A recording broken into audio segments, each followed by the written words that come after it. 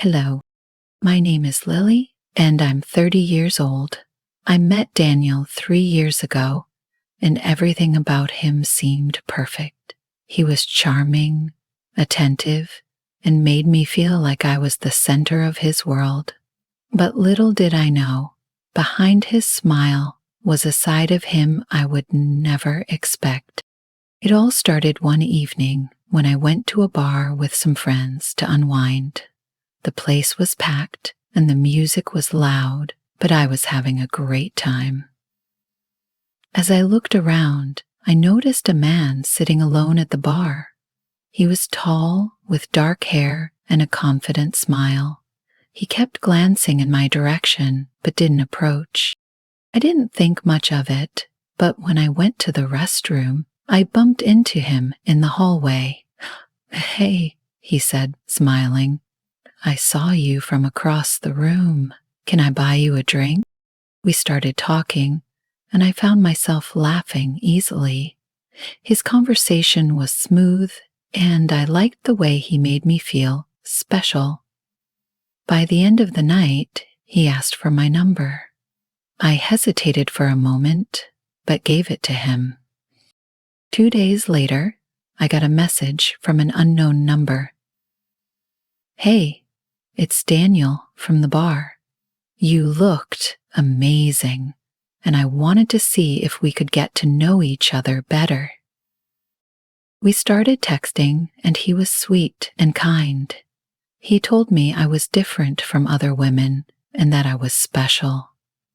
After a few days, he sent a message that caught me off guard. "I want to marry you. I can see us together forever." I was shocked, but his words touched me. We barely knew each other, but I couldn't deny that I was intrigued. Maybe I was falling for him, too. So, without thinking much more, I said yes. Our engagement was quick, and our wedding plans were even faster. We had a small ceremony at a cozy venue with just a few close friends.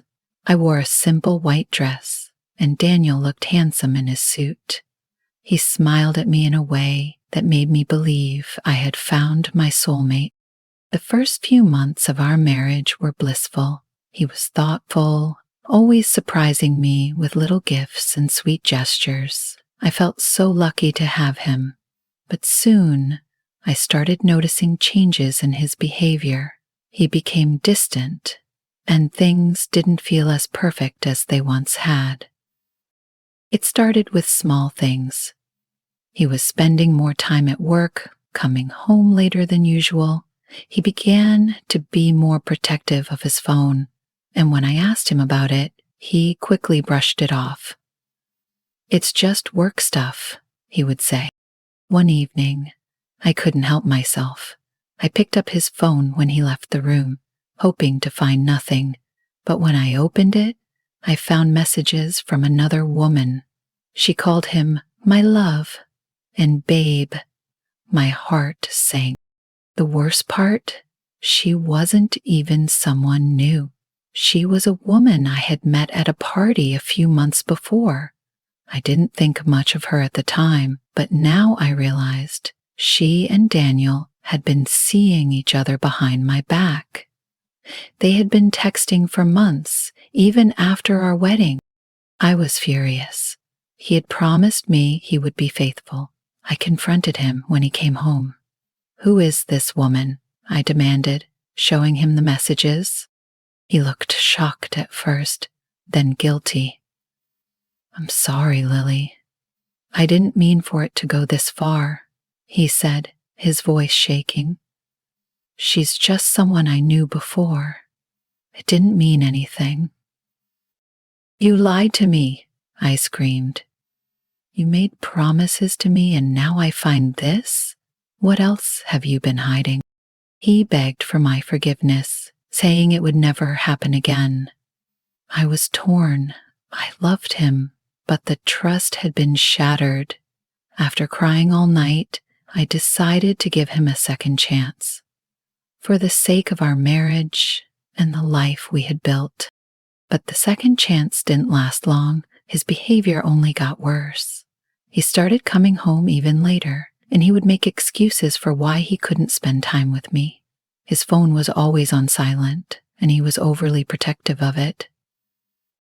Then one day, I found more messages, not just from the same woman, but from others too. He had been juggling multiple relationships, all while pretending to be the loving husband I thought I had married. He would tell me how much he loved me, but his actions showed otherwise. I couldn't take it anymore. I didn't want to be a part of this lie any longer. I packed my things and left, taking a few clothes and my memories with me. I went to stay with my parents, but even there, I couldn't stop thinking about what had happened. A few days later, Daniel showed up at my parents' house, begging for forgiveness. He promised he would change, that everything would be different. "Please, Lily, give me one more chance. I made a mistake," he pleaded. I felt nothing. No love, no sadness, just anger. I couldn't live a life built on lies and betrayal. I told him I was done. I couldn't be with someone who didn't respect me, who didn't value the love we had. I left him for good. I moved abroad to start fresh, leaving the past behind. It wasn't easy, but I knew it was the right decision.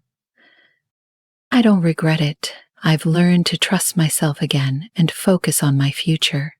I'm stronger now, and I'll never settle for anything less than the love I deserve.